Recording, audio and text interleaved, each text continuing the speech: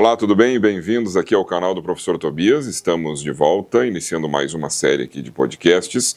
Nosso objetivo sempre é trabalhar com assuntos ligados a autoconhecimento, desenvolvimento pessoal. E você é muito bem-vindo a essa conversa super interessante que vai começar agora, assim que rodar a nossa vinheta de abertura.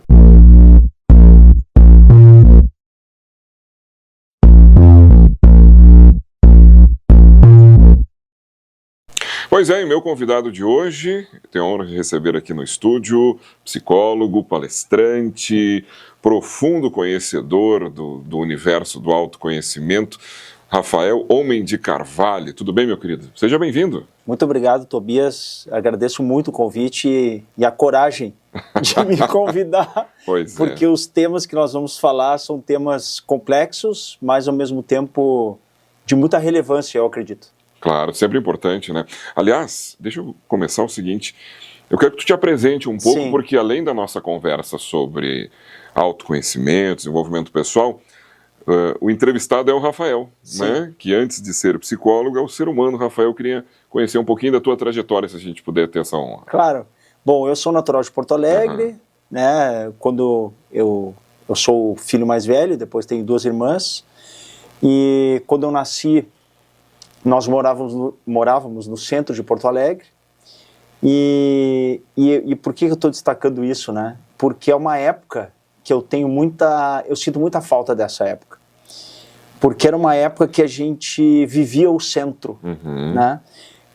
E no centro, pela realidade, o contexto da época, o comércio era o que promovia a interação entre as pessoas, principalmente, né? E então isso foi se modificando ao longo do tempo. Está me falando aí dos anos 80, imagina? Isso, final de 70 início de 80, exatamente. E aí até, sabe que esses tempos eu estava vendo uma pesquisa, eu gosto muito de dados, né? E tem uma pesquisa na Inglaterra que eles começaram a mapear o nível de interação entre as pessoas na rua. O número de vezes que as pessoas param para interagir e o número de passos que as pessoas dão, uma média. E isso diminuiu muito nos últimos anos. Então, e quem viveu o centro nessa época que eu vivi, né, o centro fervilhava, né, tudo acontecia ali, né? Então é uma época que eu sinto muita falta, e aí... eu imagino que nas imediações do mercado público ali isso, Roda Praia, uma efervescência. Nossa, realmente eu sinto... Esses dias eu estava comentando com uma pessoa, eu até hoje eu lembro do ar, sabe, que parava. Mas... E sempre morando em Porto Alegre, sempre capital, chegou a ter tempo fora? Sempre em Porto Alegre, depois aí a gente mudou para a Zona Sul, aí ficamos muito tempo na Zona Sul, aí depois eu fui tocar minha vida, e aí já morei em diversos lugares. Mas essa questão do centro, da interação, eu vejo como algo muito importante de colocar na mesa, porque hoje, quando eu olho hoje, né, eu entendo que hoje estamos vivendo não sei se um estágio, uma época, uma fase, mas de deterioração da convivência. E isso para mim, eu vejo isso com muita tristeza e ao mesmo tempo preocupação, sabe? Porque nós que somos da era analógica, né, que tinha que escrever carta, que tinha que telefonar, que tinha que ir num orelhão, que tinha que parar para pedir informação. Obviamente, eu gosto da tecnologia, me sirvo muito da tecnologia, mas, assim como tudo na vida, né, tem os ônus e os bônus. Claro. E a tecnologia acabou pouco promovendo, ou diminuiu, né, essa interação que, para mim, é algo... Se tem algo que eu considero de mais incrível na vida, é a interação entre as pessoas. E parece contraditório, né? Porque quando a tecnologia chega, e vamos pensar assim, desde a nossa idade de criança, cada inovação sempre veio no sentido assim, a vida vai ficar mais fácil, né? É uma ferramenta, e eu lembro bem que cada vez que surgia uma nova ferramenta, mesmo um eletrodoméstico, não estou nem falando de tecnologias muito sofisticadas, a ideia é sempre a seguinte, é para que tenha mais tempo, faz as tuas tarefas, Sim. né? E pensa assim, o aspirador de pó, a máquina de lavar, enfim, todos os equipamentos que a gente tem em casa. E é interessante que quanto mais tecnológico nós ficamos, e em tese, com mais tempo livre convive o que a gente menos tem. Sim, de fato. Mas o problema não está na tecnologia. O problema está na qualidade do uso dela. Então, já que estão falando do centro, né, e aí tinha lá, na época, o Correio do Povo era muito forte, o jornal, né, e aí o Mário Quintana, por muitos anos, foi cronista do Correio do Povo. E aí teve uma vez que saiu uma notícia falando de uma esquina que era muito perigosa, que estava tendo muito acidente. E aí ele comentou assim, mas gente, a esquina não tem culpa, né? O problema não é a esquina. Então o problema não está na tecnologia, mas sim da forma como nós estamos e nos servimos dela.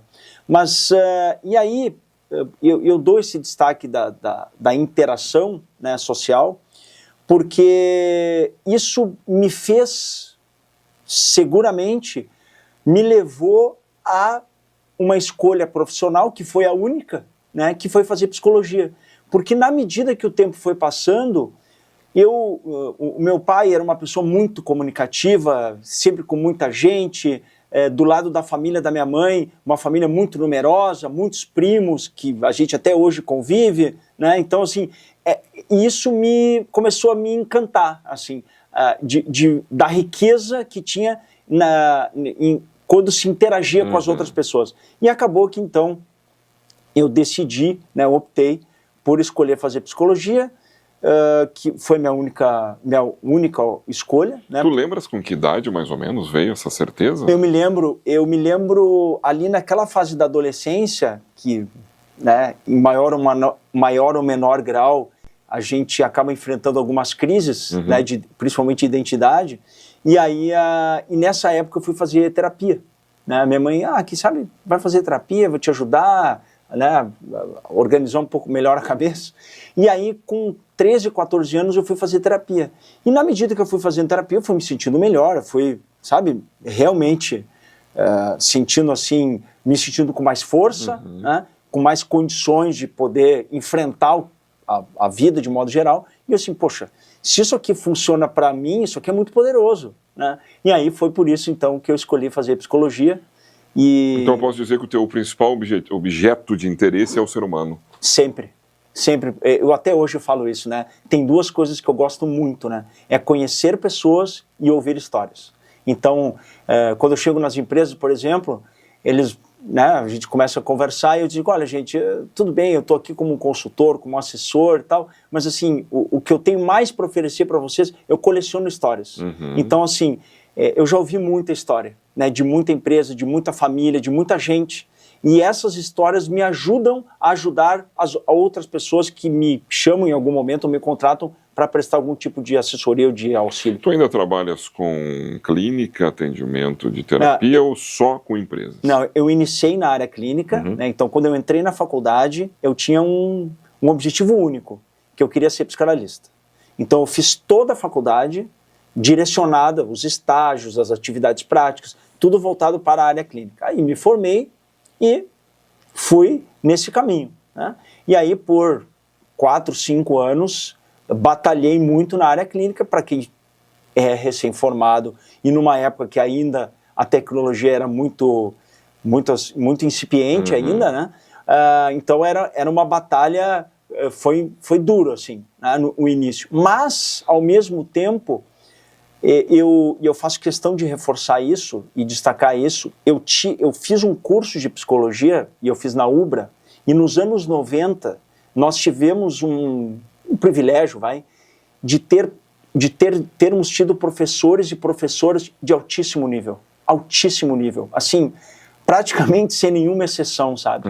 E isso me deu muita condição, me deu poderosa. Muita base, tem conceitos que até hoje eu lembro de uma aula, de um estudo, de debates em sala de aula. Então assim, a educação para mim, e tanto que depois, né, dentro da minha carreira, eu também fui atuar na área da educação, né, porque eu acredito muito nesse processo da educação, principalmente da educação do adulto, né, que é a andragogia. Mas ter tido uma base forte e o curso que minhas e meus colegas tivemos nessa época, né, hoje eu não sei como é que está, né, a psicologia de modo geral, mas nessa época foi fundamental. E aí então eu iniciei a minha trajetória na clínica, e aí quando eu estava ali mais ou menos com 4, 5 anos de formado, a vida não estava fácil, estava difícil assim para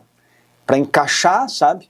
E aí então, por até uma sugestão de uma amiga minha, eu comecei a mandar currículos para algumas empresas, e através porque hoje as pessoas assim, consultor, tem uma empresa de consultoria, né, tá há 20 anos como consultor, como é que foi o início? Aí eu frustro alguns quando eu conto, olha, eu iniciei em consultoria através do caderno de empregos da 0 Hora, né, mandando currículo todo domingo, e até que numa dessas aí eu fui selecionado, né, por uma empresa de consultoria, onde eu iniciei então, ali eu faço uma transição da área clínica para a área de consultoria, que aí passei a viver um outro mundo, uma outra realidade. E me parece, eu te ouvi falar, que virou uma grande paixão.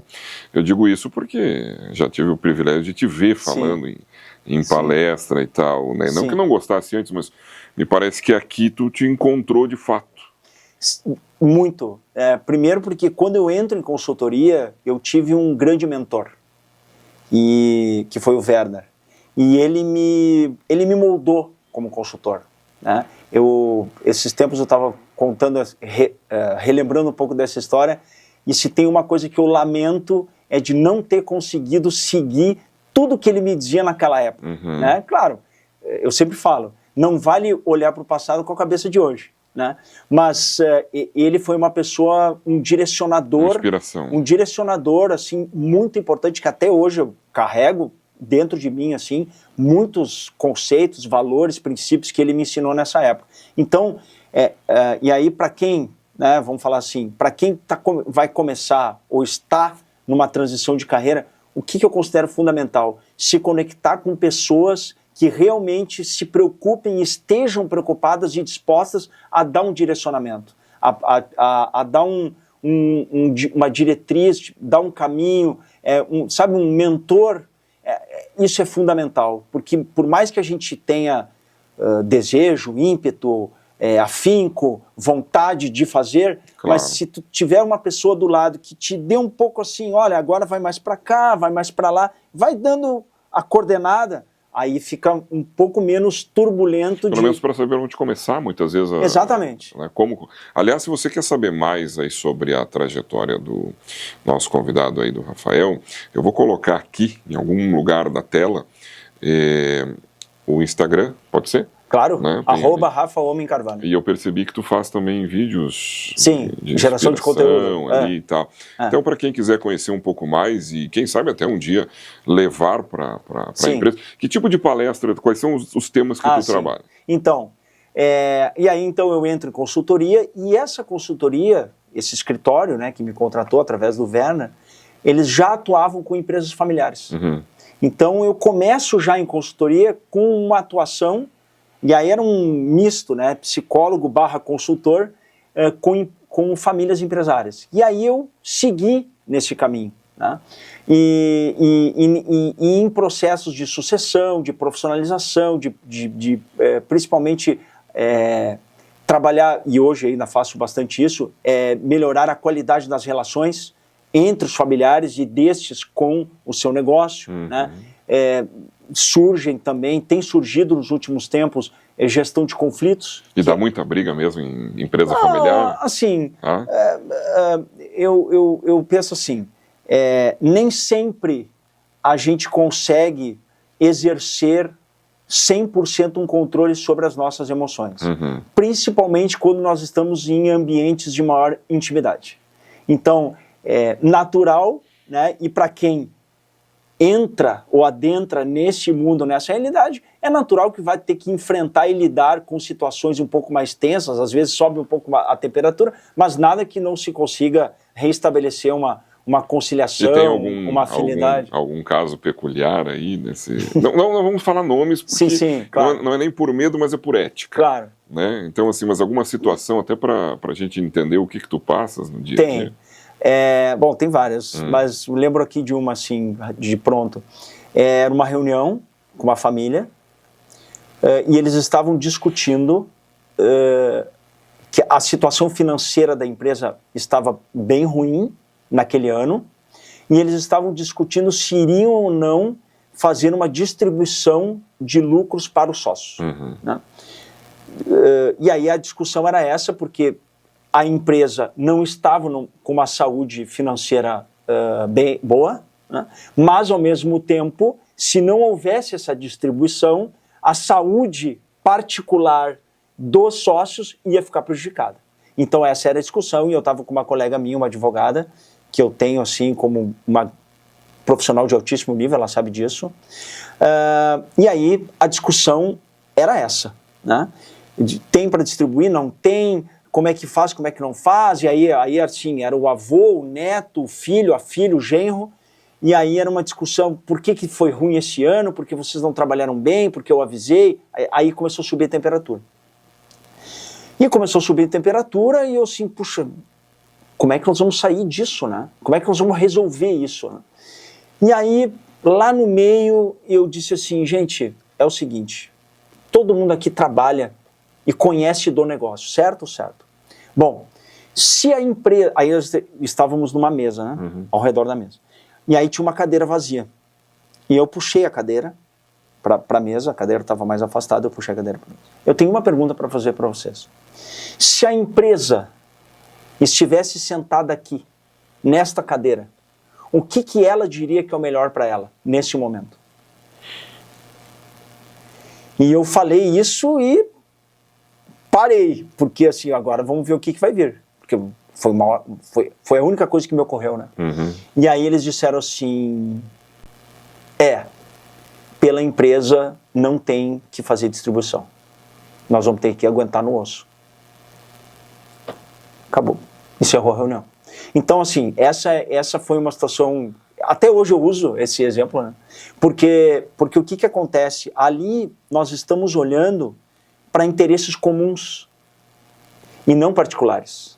E dentro da minha atuação, que é trabalhar com as famílias, se estamos aqui juntos em prol de objetivos comuns, ou de um objetivo comum, no caso é a preservação da saúde da empresa, né? Porque a gente não pode matar a galinha, né?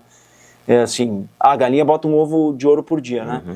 Então agora um ovo já não dá mais, tem que ser 2, né? Aí daqui a pouco, 2 não dá, putz, e agora? Então abre a galinha para pegar o ouro que tem dentro. Mas aí matou a galinha, né? Exato. Então não dá para deixar matar a galinha. Então assim, quando há a conscientização que temos que trabalhar para interesses comuns, mesmo que o meu particular não vai ser atendido no curto prazo, mas se o interesse comum e o interesse da empresa for atendido no médio e longo, eu vou me beneficiar, aí a gente consegue começar a ter uma perspectiva um pouco melhor. 2 afirmações que eu quero ver se tu concorda. O brasileiro tem muita iniciativa, mas não se prepara para abrir o seu negócio. Mesmo que seja uma visão empírica. Tu concordas com alguma dessas 2 afirmações? Não? Nós não fomos educados para planejar. Nós somos educados para agir. Né? E essa ação, ela é educada mesmo ou ela é fruto de emoção? O cara se empolga lá com o negócio e é tomado de um sentimento que vai ter sucesso e vamos embora. 80% das nossas decisões são emocionais. Elas não são racionais. Né? A gente age por emoção. Né? Porque a emoção, ela gera adrenalina, ocitocina, dopamina. Então, nós, assim, de certa maneira, nós gostamos de viver sob emoção. Agora, a emoção ela é importante, porque ela te dá vibração, ela faz com que tu não meça esforços para alcançar aquilo que tu deseja, mas, ao mesmo tempo, colocar doses de razão vai permitir que tu consiga executar o teu desejo dentro de algo um pouco mais organizado, estruturado. Então, assim, Quando eu tenho um desejo, eu quero ter um negócio, eu quero abrir uma empresa, eu quero ser um profissional da área, independente de que seja, legal, esse é o desejo, ótimo. Mas se a gente olhar, por exemplo, o conceito de virtude lá da Grécia Antiga, o que é virtude? Né? O que são relações virtuosas? É quando a razão determina as ações.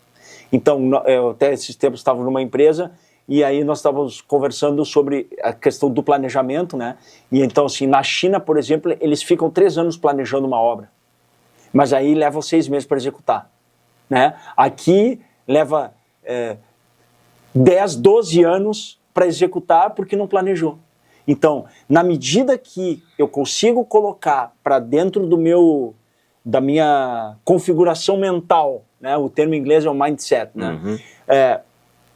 Entender que é importante e buscar planejar antes de agir, não é ficar com a vida toda robô, né? Não é ficar com a vida toda travada, não é isso. Mas é fazer um pouco de planejamento para que ali na frente eu não vá me frustrar com ações impensadas. Sim. Que vão me levar para uma frustração ainda maior. Eu estou pensando até o seguinte, né? Mesmo para além de empresa, enquanto tu dava o exemplo, eu lembrei de uma situação particular. Toda vez que eu vou no mercado, minha esposa me manda uma lista. Sim.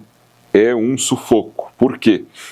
Eu atravesso o mercado inteiro várias vezes, né? Vai lá no pão, aí volta na entrada pegar, depois vai lá do outro lado pegar uma bebida. E esses dias eu estava pensando assim, poxa, eu estou aqui há horas quase dentro desse mercado, né? Sendo que eu poderia ter ido por setores. Sim. E aí, veja, parece um exemplo banal, mas é exatamente isso, né? Quantas vezes a gente vive uma vida assim, né? Assim, sem planejar minimamente as finanças, sem planejar o final do ano, sem planejar onde é que eu quero estar daqui 5 anos, daqui 10, sabe? Essas coisas que a gente sabe que não vão acontecer exatamente como nós gostaríamos, que a vida gosta de nos dar umas rasteiras, mas pelo menos tu tem um direcionamento, né? Porque, veja, eu posso começar uma empresa na empolgação, vou gastar mais do que preciso, provavelmente a minha possibilidade de falir vai ser maior, né? Não fiz pesquisa de mercado, se aquela região da cidade está adequada ou não, quer dizer, minimamente pensar, né? Sim, mas aí tu coloca uma variável que talvez seja das variáveis mais relevantes da nossa sociedade, que é a variável tempo, né? E o tempo, diferente do tempo do calendário do relógio, né? O tempo da vida, ele não é circular, né? O tempo ele é linear. Então hoje, ter tempo para pensar, tempo para meditar, tempo para ler, tempo para fazer atividade física. Sabe que já tem pesquisa que comprova que pessoas que conseguem, dentro da sua rotina, dedicar 1 hora para leitura, 1 hora para meditar e 1 hora para atividade física, são 3 horas do dia, tá? A execução das suas atividades, elas têm uma performance, um desempenho muito elevado. Muito elevado. Então, o que hoje é o senso comum? Eu estou sem tempo. Eu não tenho tempo. Nossa, o ano está passando muito rápido. Quando eu vi, passou. Né? E aí, ao mesmo tempo, fica uma ideia, né? Por exemplo, pessoas que torcem para acabar o dia. Sim, terrível. Pessoas que torcem para chegar sexta-feira, torcem para chegar o final de semana. Mas, gente, e o que está acontecendo? Está deixando de aproveitar o que está acontecendo no aqui e agora, que é onde a gente consegue colocar a mão, né? Porque quando eu tenho uma expectativa do final de semana, das férias, da minha aposentadoria, mas são expectativas.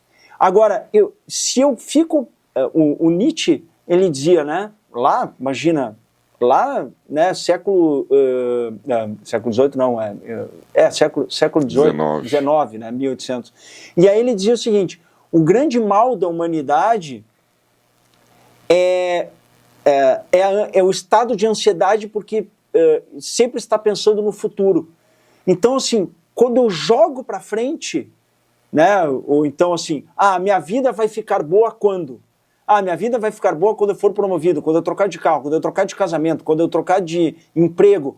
Mas que certeza é essa que tu tem de algo que tu ainda não viveu? E acaba que eu não me dedico e não coloco a mão, não ajo para o que eu tenho aqui agora, que o tempo é o presente, mas a gente também pode usar isso como substantivo, que é um presente, o que está acontecendo conosco aqui agora. E o que está acontecendo conosco aqui agora, isso não vai voltar mais. Exato. Não volta mais. E é tão verdade que o tempo presente, ele é tão presente que de tão presente já não é mais. Exato. Instantaneamente, quer dizer, quando a gente começou a conversa aqui, já faz uns 20 minutos mais ou menos, nós já não temos mais esses 20 minutos. A gente está gravando para poder ver, mas o tempo em si, ele já não é mais, né? E é muito estranho, porque imaginar assim, eu quero que dezembro venha rápido, né? Eu quero que logo termine a minha fase de trabalho na escola, no meu caso, para ir para as férias. Quando eu digo isso, e às vezes eu falo na sala de aula para os alunos, assim, eles ficam assustados, né?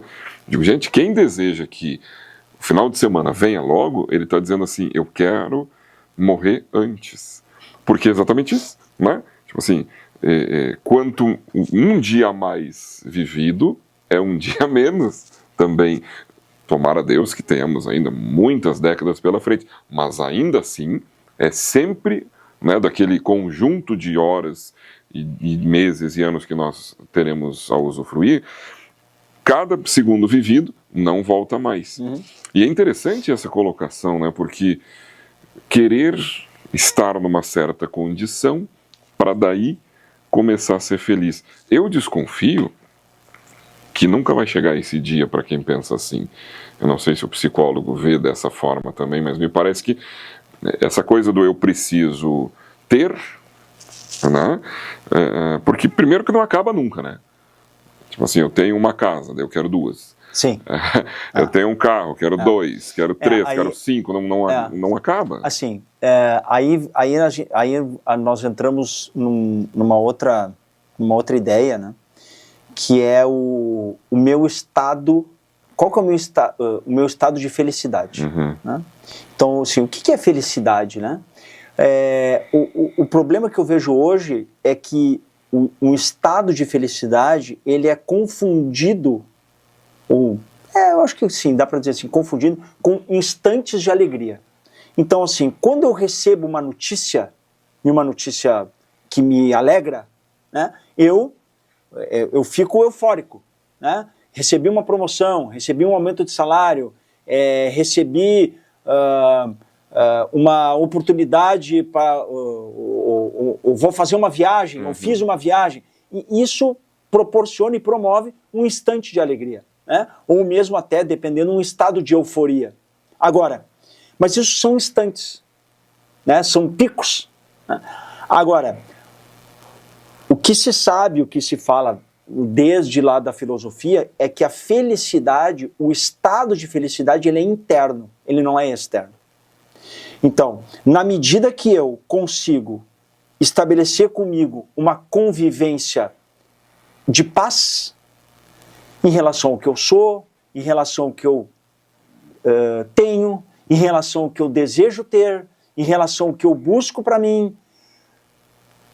E quando eu consigo estabelecer uma relação de paz com isso, eu começo a me conectar e me relacionar com o que está ao meu redor de uma maneira mais, uma relação de paz.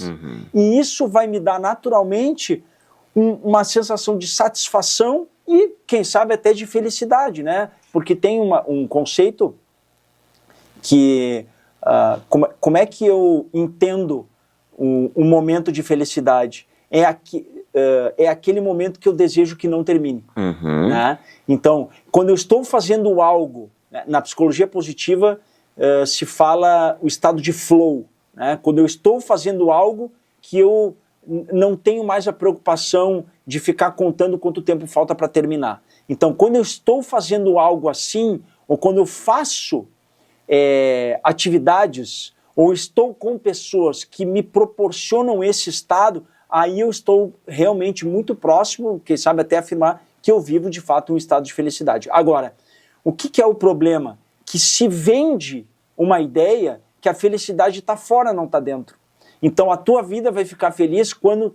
E aí a sociedade do consumo, Sim. ela estimula, e aí somos todos estimulados a isso. E aí começa a ter um problema, porque aí começam a ter estados de vivência, ou modos vivendi insaciáveis. Né? Uma insatisfação programada já.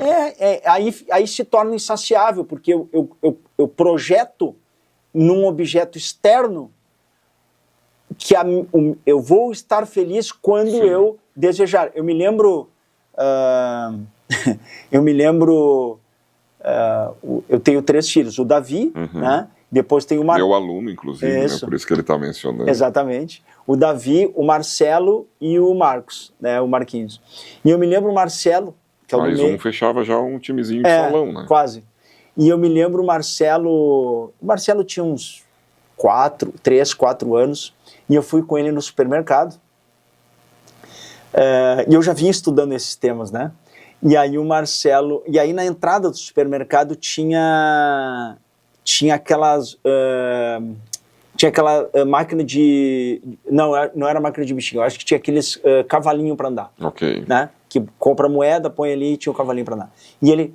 eu quero. Tá bom.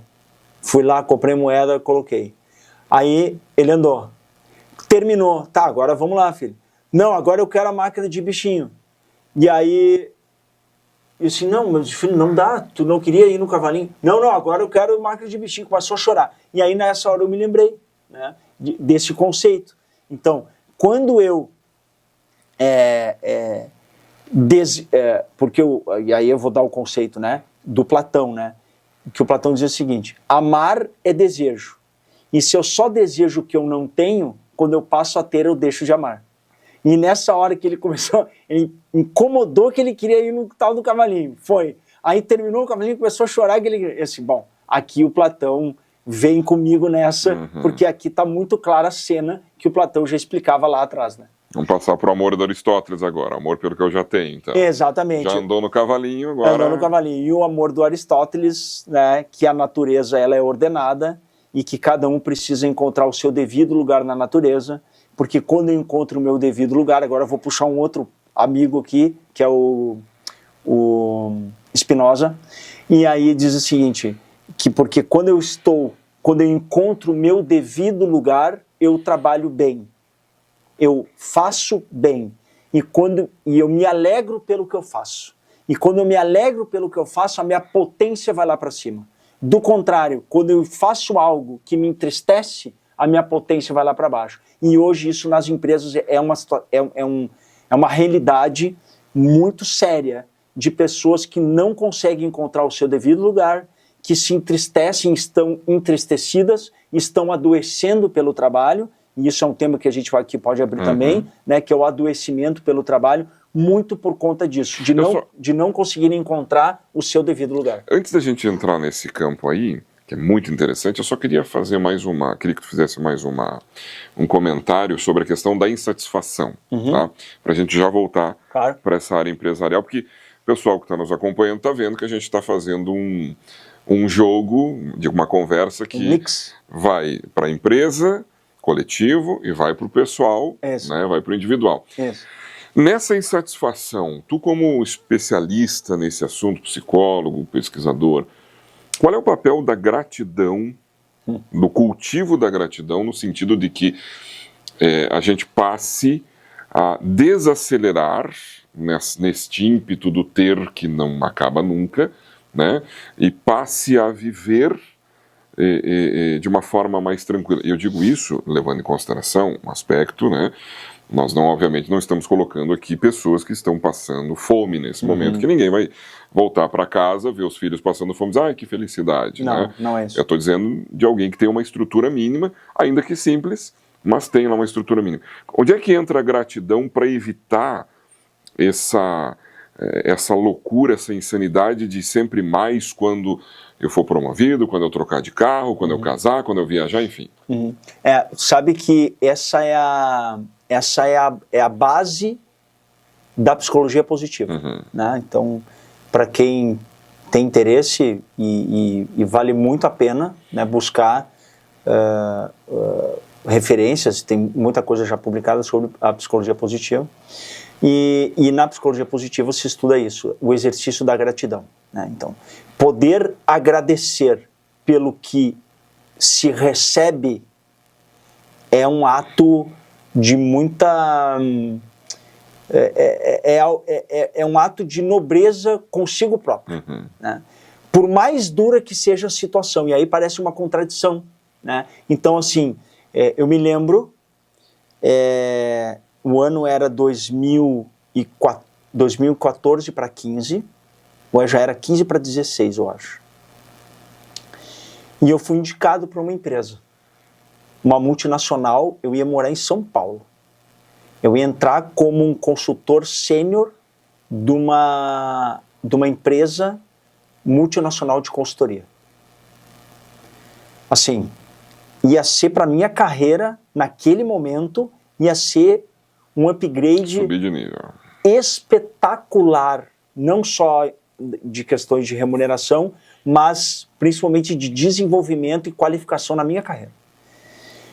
Foram 3 meses de processo, entrevista com o gestor, eu fui a São Paulo uma vez, entrevista com o gestor, avaliação de perfil, teste de inglês,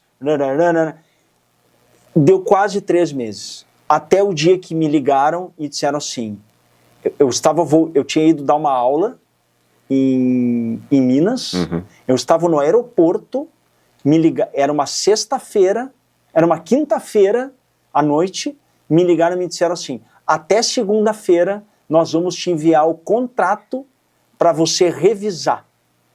O que tu entende disso? Fechou. Tá tudo certo. Fechou, né? Tanto que aquele final de semana eu passei procurando lugar para morar, perto da onde eu ia trabalhar.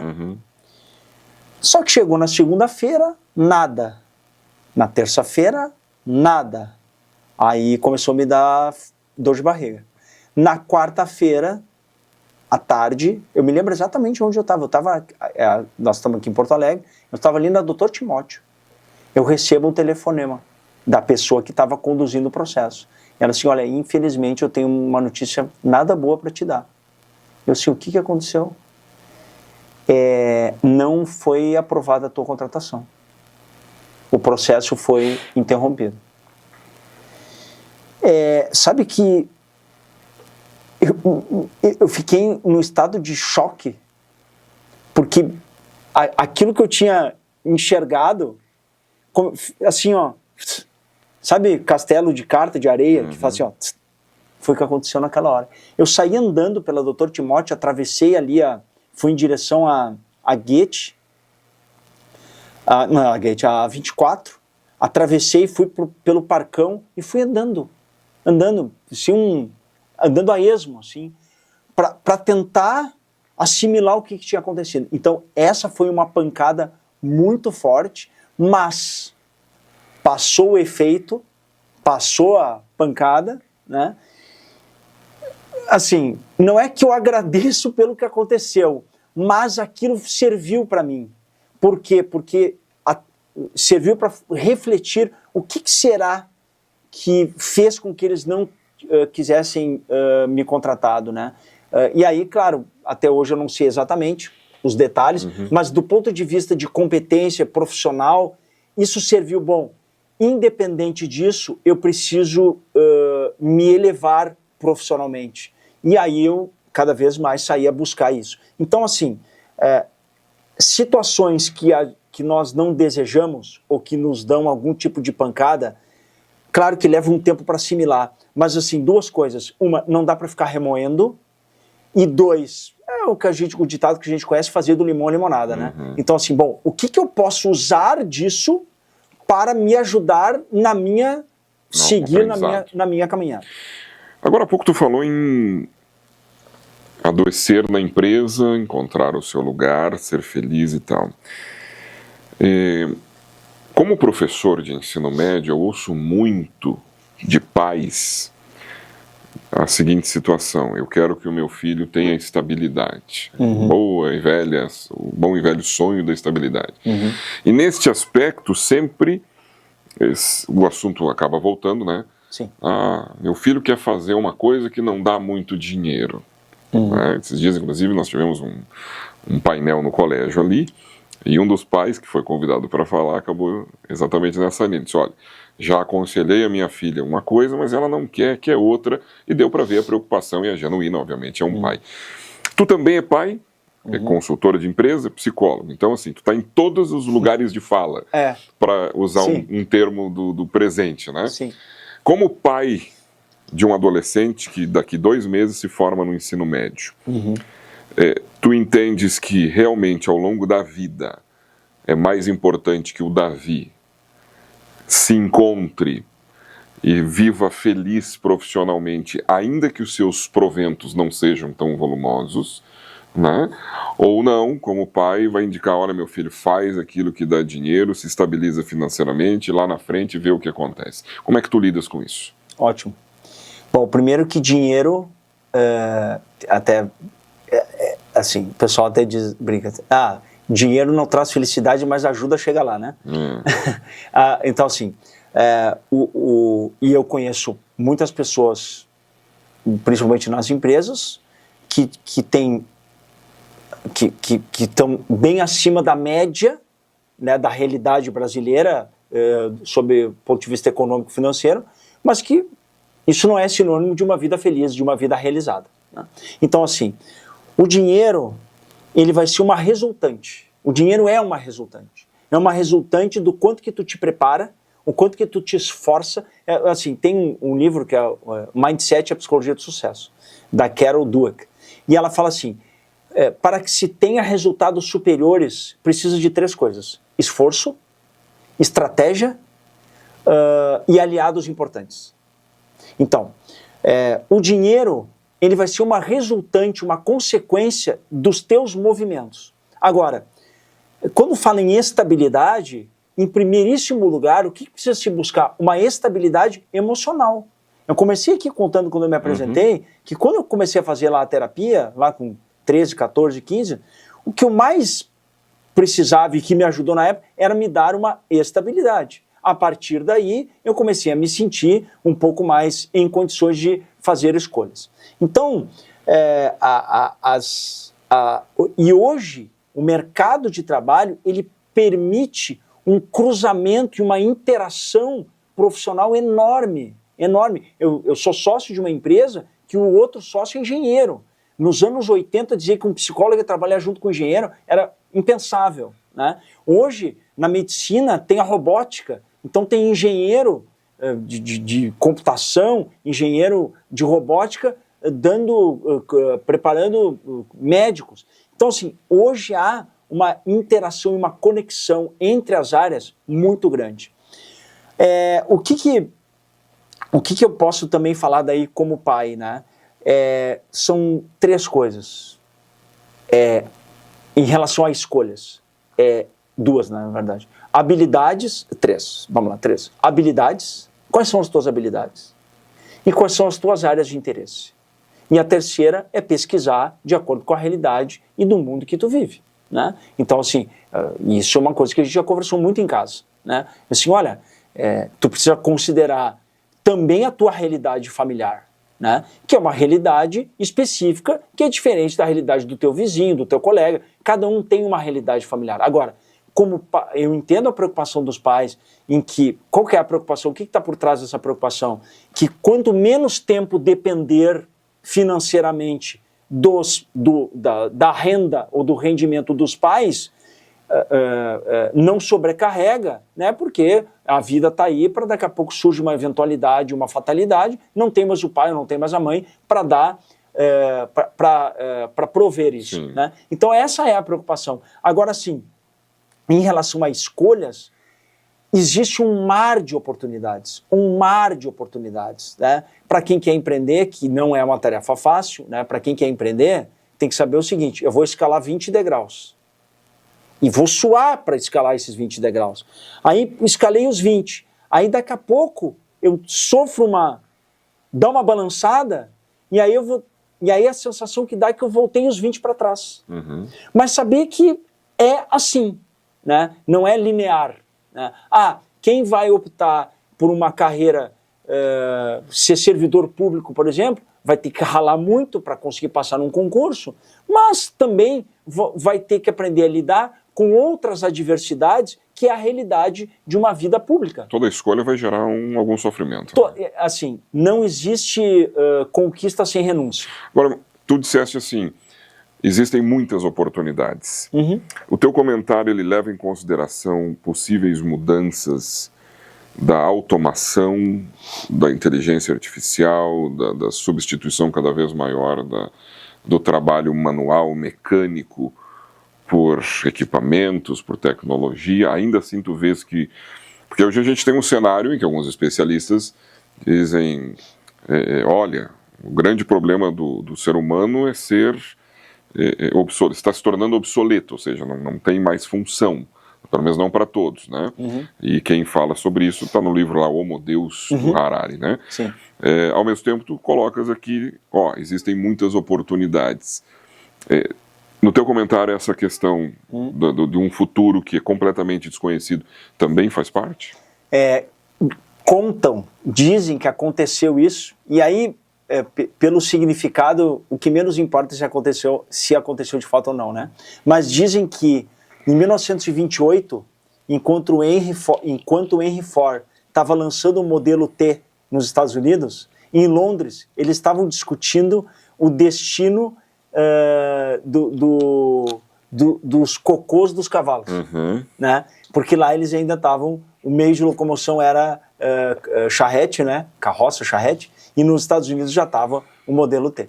Então, assim, a tecnologia... Com ingleses falando mal, inclusive, dos automóveis. Exatamente, né? Falando mal, exatamente isso. Né? Então, assim, a tecnologia, ela sempre acompanhou a nossa história, né? E quando houve rupturas, né, agora uns dizem que a inteligência artificial está sendo comparada à Revolução Industrial. Pode ser, talvez seja, né? Mas sempre, a tecnologia ela sempre promoveu rupturas.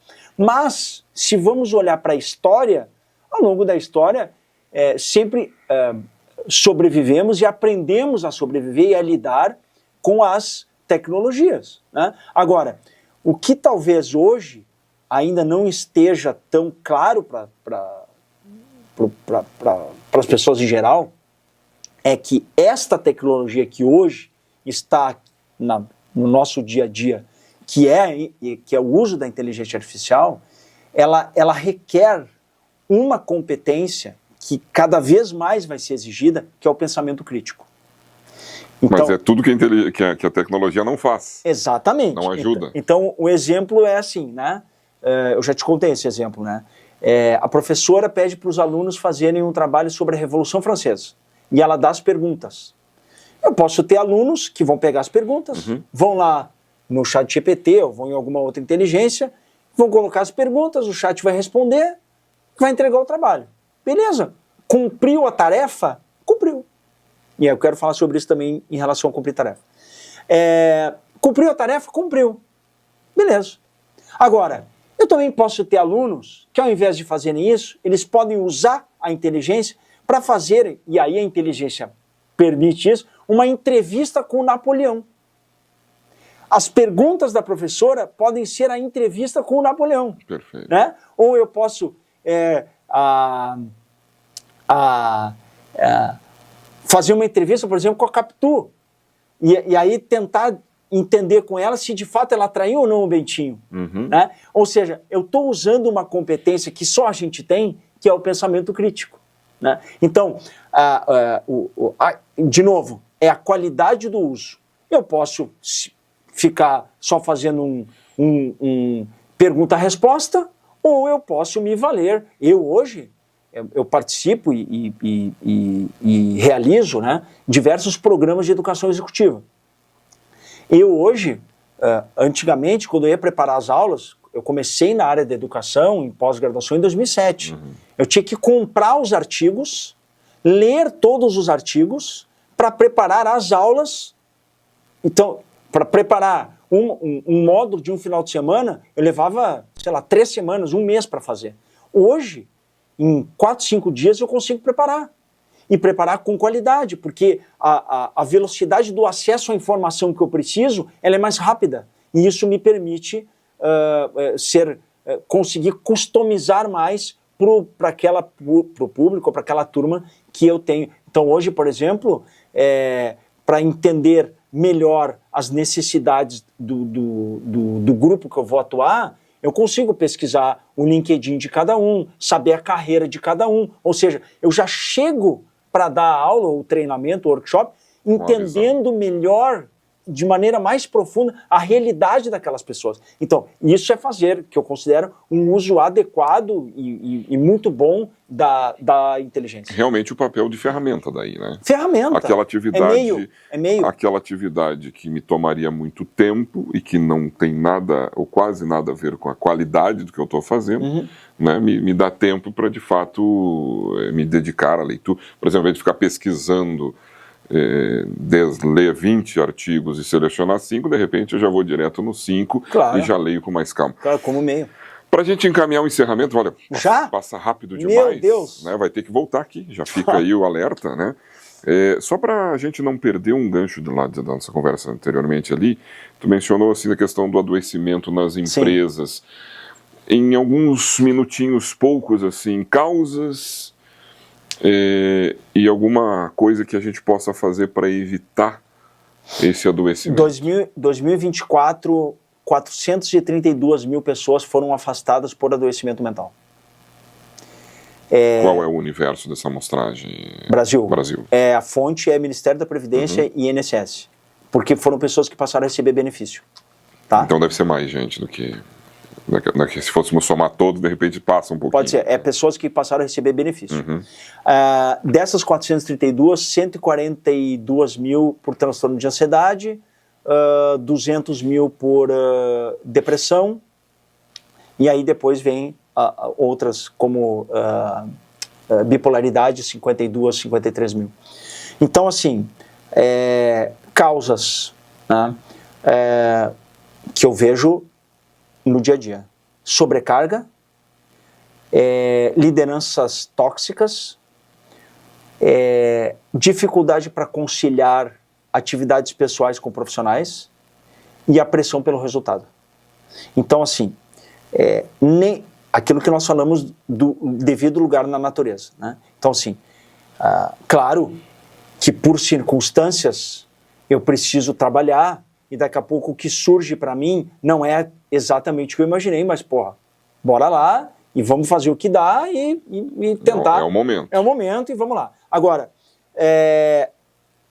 a saúde mental cada vez mais, ainda bem, né? E aí tem uma outra doença que é muito séria hoje, que é o burnout, que é o esgotamento emocional pelo trabalho. Então, a saúde mental hoje, tanto que agora, a partir do ano que vem, passa a vigorar a lei a norma regulatória número 1, a NR1, né?